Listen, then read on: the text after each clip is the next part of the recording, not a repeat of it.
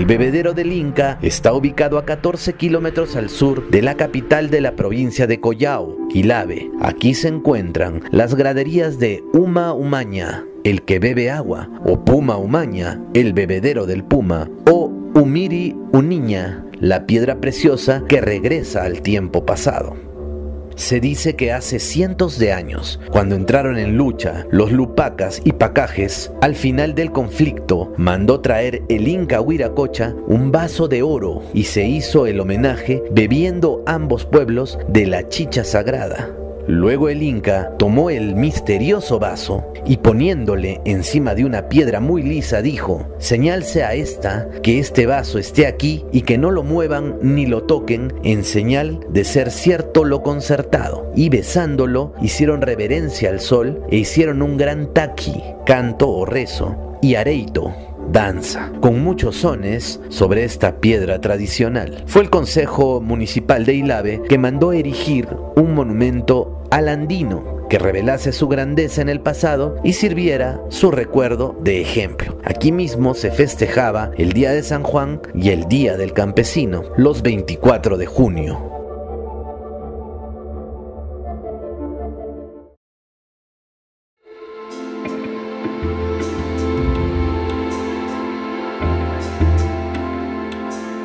La formación rocosa se asemeja a una gran serpiente gigantesca.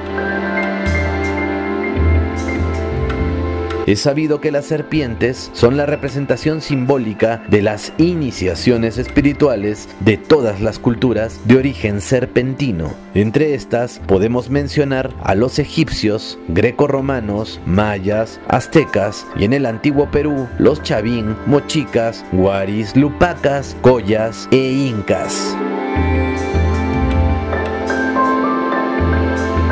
Cerca a estas graderías de piedra se han encontrado cerámicas valiosas y cabezas de puma talladas en piedra. Según la historia, es por donde subía el Inca para presenciar la fiesta en su honor cuando marchaba rumbo a Tiahuanaco.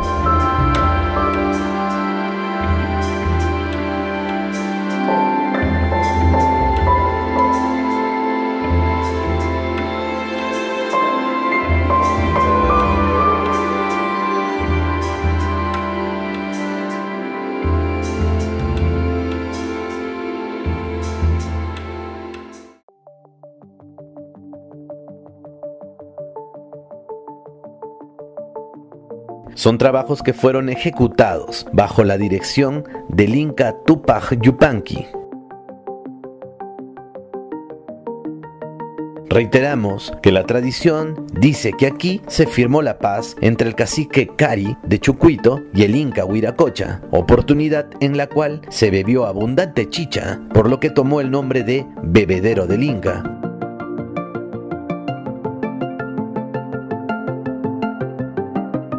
Otros dicen que fue un intihuatana o adoratorio del sol. Por otra parte, la tradición afirma que fue un lugar de descanso del Inca durante sus viajes desde el Cusco al Tiahuanaco o Charcas, y también fue un lugar donde se rendía culto.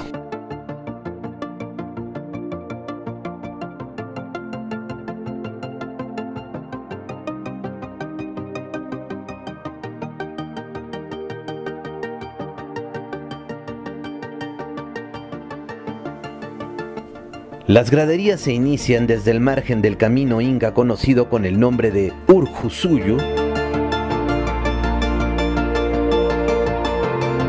En la parte alta se encuentran los baños del Inca, especie de poza labrada en la misma roca, y se pueden ver en todo el recorrido unos agujeros que en realidad serían espejos astronómicos.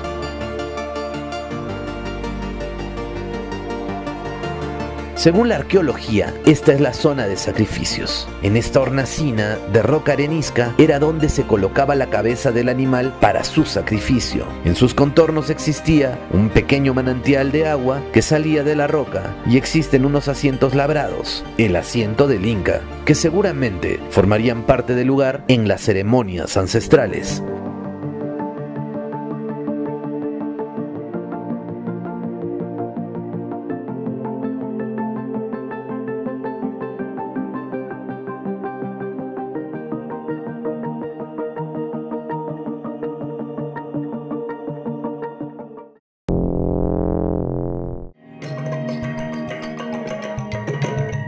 Aramu Muru, nombre utilizado para referirse a la Huaca Wilcauta, que significa la casa del sol. Según leyendas contemporáneas, se cuenta que un antiguo sacerdote lemuriano llamado Aramu Muru o Amaru Muru traspasó la pétrea puerta hacia otra dimensión, llevándose con él la poderosa llave que abre el portal, el codiciado disco solar. Hoy, este esotérico destino se ha difundido muchísimo y generado un cierto número de historias increíbles, desde gente que se ha perdido y no ha vuelto a aparecer jamás, hasta relatos de personas que dicen haber contactado con extraterrestres o energías sutiles. Otros sensitivos han visionado vidas pasadas o mundos paralelos, habitados por seres semejantes a monjes.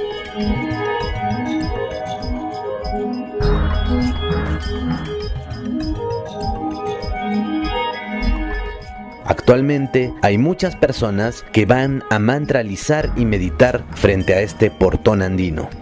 Muchas de ellas también se han visto atravesando la puerta. ¿Y qué es lo que cuentan? ¿Qué hay del otro lado? Pues relatan que allí viven los sabios de la Hermandad Blanca. Otros especulan que en el interior de Jayumarca se refugiaron los últimos poderosos sacerdotes andinos, conocidos como incas.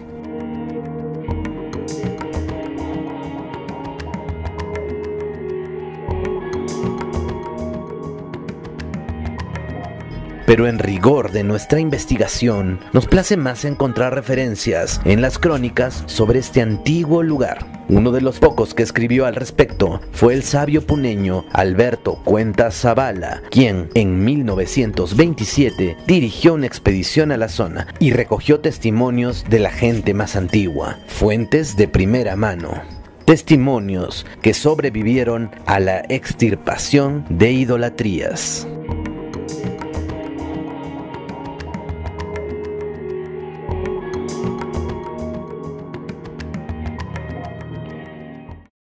Cuentan los más antiguos andinos que hubo una época oscura en que los hombres viajaban a tientas sin saber si andaban por llanuras o riscos. Esta época se llamó Purumpacha. De pronto, un día de esos, salió el sol de las islas del Titicaca, esplendoroso, y esos animales y esos hombres, por ser de otra época o castigados por Huiracocha, dios primigenio de los hombres, quedaron convertidos en piedra. Esta misma tradición explica los misteriosos bosques de piedra hallados en la región Puno y, como no, presentes en los alrededores de Wilcauta, donde creemos ver palacios, animales y seres petrificados.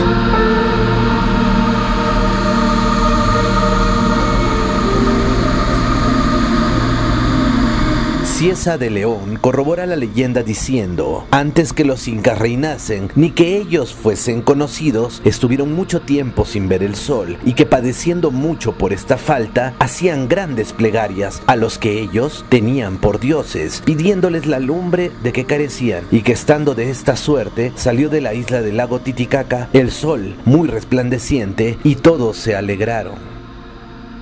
Aquí viene la ciencia de la historia. Pasadas las conmociones geológicas que sufrió la región, quedaron figuras de las rocas convertidas en lava, en fusión, que nos explican que esas formaciones silúricas de la época terciaria dan a esas rocas figuras de palacios, mas los deslaves producidos por esas lluvias intensas arrastraron las tierras y quedaron las rocas, unas por su fuerza granítica, mientras otras fueron también arrastradas por la violencia de los aluviones. Esto ante la atónita mirada de alguna civilización precataclísmica, ¿acaso?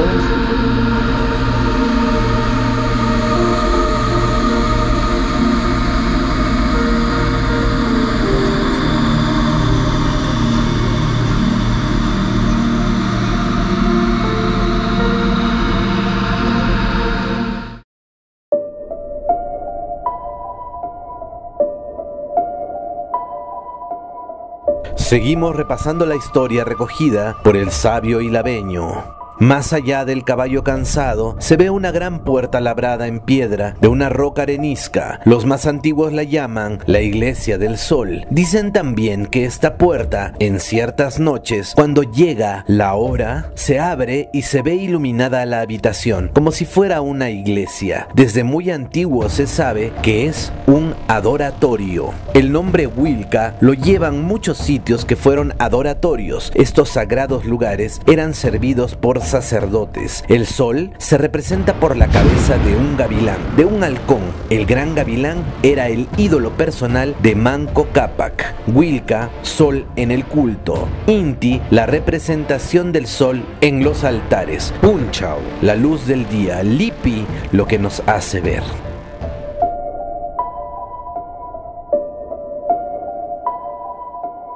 Continúa dándonos datos totalmente inéditos. El adoratorio de Huilca-Uta, muchos años antes, fue saqueado por evangelistas de Pilcuyo, quienes extrajeron el ídolo y muchos objetos de oro. Los aborígenes de Muya, Contihueco, se consideraban descendientes de un halcón característico de la región. En sus numerosas formaciones rocosas de arenisca, en los cerros aledaños, abundan los milanos, los gavilanes, los cernícalos, los murciélagos, la lechuza y otras aves carniceras. Entonces, sin duda alguna, en el hueco de la portada, que está patente, colocaban sobre una peña la imagen del sol, el disco solar, o la del Milano o Malcu, que lo simbolizaba. Lo que aporta esta antigua tradición recogida por Alberto Cuentas es inédito. Quiere decir que estos tótems de oro existieron físicamente. Tanto el sol como el halcón se colocaban en la puerta como un acto de sacralidad hacia Manco Cápac. Sin embargo, fueron saqueados. Este y otros ídolos en honor al Huilca estuvieron también en diferentes centros de poder. Hoy, dentro de Ilave, el halcón era símbolo del sol y Huilca era el sol en los altares.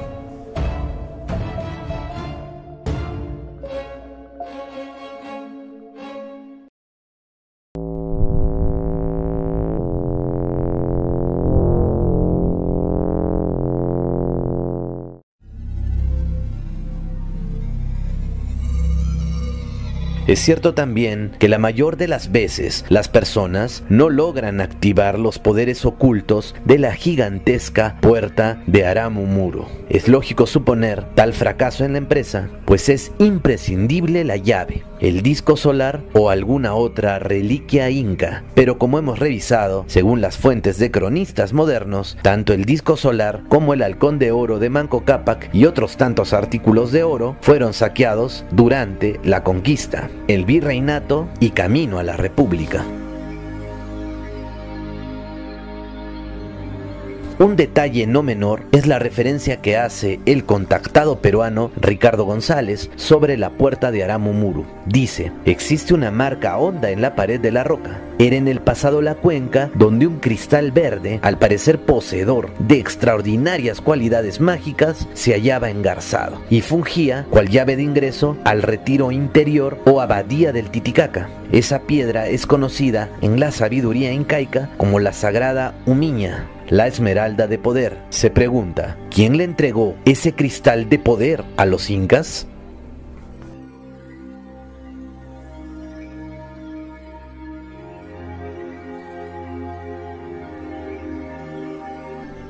Volviendo a lo que nos atañe, parece que todos han olvidado un detalle, y nuevamente, como afirma Ricardo González, hay un lugar de poder muy importante al cual hay que acudir primero para lograr la activación completa de la puerta dimensional de Huilca-Uta o Aramumuru, y este es un misterioso Intihuatana. ¿Es acaso el Intihuatana el actual bebedero del Inca, también conocido como Puma Umiña?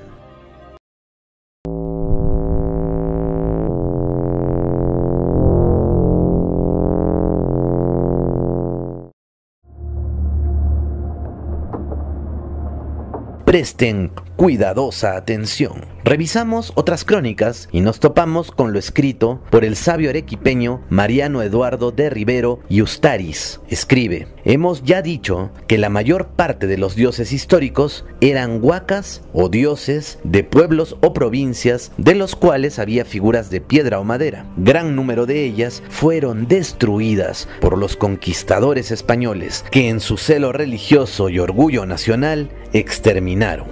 De ellos, algunos cronistas escribieron determinadas leyendas o tradiciones que registraban mientras ejecutaban su inefable plan. Por ejemplo, gracias a los curiosos apuntes del padre Arriaga, conocemos algunos nombres y la forma física de las huacas que destruyó este ardiente religioso. Narra que a 2 leguas del pueblo de Ilave se hallaban en una cumbre elevada sepulcros colgantes de indígenas, tumbas suntuosamente labradas de piedra de encaje. Luego describe una extraña efigie. La pared tenía la altura de 5 metros de alto y era de piedra magníficamente esculpida, acompañada de 2 figuras monstruosas, una de varón que miraba al occidente y la otra con rostro de mujer. En la misma piedra, a espaldas de la primera, que miraba al poniente. En ambas distinguíanse serpientes que trepaban de los pies a la cabeza, y en sus pies parecían arrastrarse otros reptiles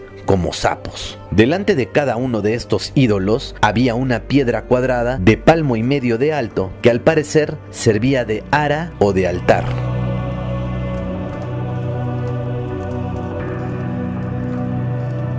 Para hacer pedazos monumento tan precioso, necesitó el jesuita Arriaga más de 30 personas durante 3 días.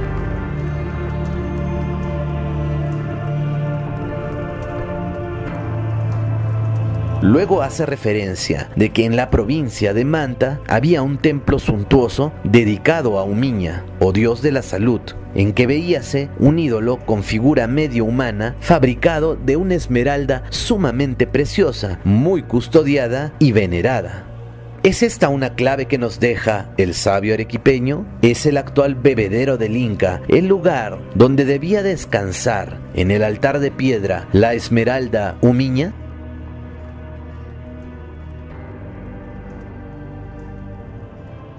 Esos dioses andinos plasmados en las rocas han quedado irreconocibles. ¿Se tratarán de los misteriosos bosques de piedra de Ilave? ¿Es entonces el actual bebedero del Inca Puma Umiña? ¿Es el misterioso Intihuatana que debe activarse para desbloquear los conocimientos de la puerta dimensional de Amaru Muru? Pues es un hecho comprobado que Puma Umiña es el actual bebedero. Entonces, ¿qué tiene que ver el extraño talismán de Esmeralda Verde? En todo caso, lo veremos más adelante.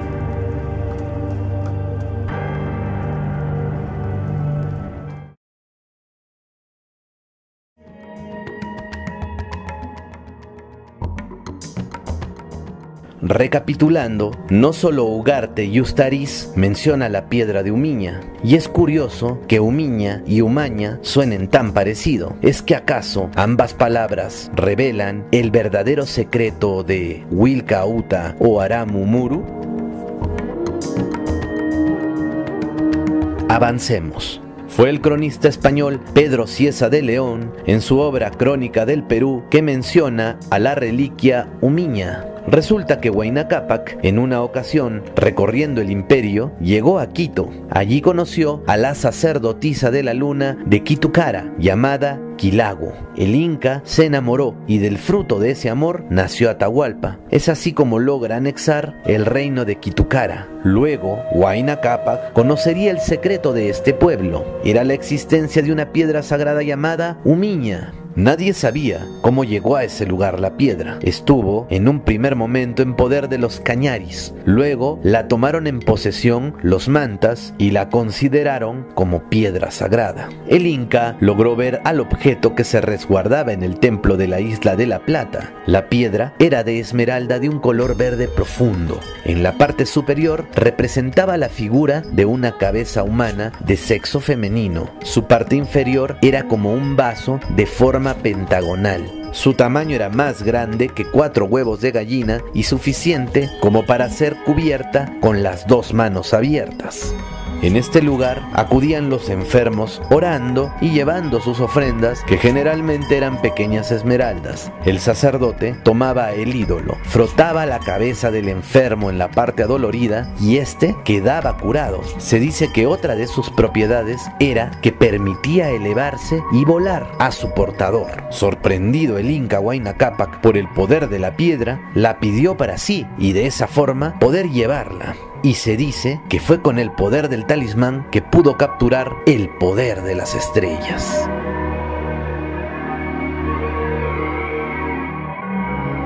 Según Roger Ildefonso Huanca, en su libro Misterios del Antiguo Perú, refiere que en el 2007, en una conferencia dada en Chilca por el conferencista ecuatoriano Rafael Calderón, expuso sobre el tema de Umiña y los cristales de poder. El participante habló de la función de los cristales, luego tocó el tema de las lagunas, su comportamiento y su importante rol como centros intraterrenos. Dijo que no era casual que numerosos avistamientos ovni se daban en algunas lagunas o zonas circundantes. Luego habló de Umiña, específicamente basándose en las informaciones de los guías extraterrestres. Dijo que el Santo Grial o la Copa de Cristo y Umiña eran el mismo objeto. Esta reliquia existió en diferentes épocas. Fue traído desde Aelón, un planeta de la constelación de Orión. Además de los poderes que se le atribuía, ese objeto guardaba un gran secreto. Servía para observar el futuro y para conectarse con el real tiempo del universo. Por todos esos motivos, Umiña era codiciada y era la verdadera razón de la lucha fratricida entre Huáscar y Atahualpa. Fue ese deseo de poseer aquella extraña piedra sagrada. Por su parte, Huayna Cápac dijo que Atahualpa era quien debería poseerla para así mantenerla en su destino habitual, que era Quito. De esta manera se evitaría que Umiña fuera trasladada al Cusco o al sur del imperio. Indudablemente estaba en poder de los incas, específicamente de los sacerdotes del norte del imperio. Entre todos los sacerdotes había un grupo que estaba en contacto con los extraterrestres y sabía de la existencia de una base intraterrestre ubicada en Yanganati, probablemente de procedencia atlante. Cuando llegaron los españoles y asesinaron a Atahualpa, estos sacerdotes se pusieron en contacto con el general de los incas, Rumiñahui.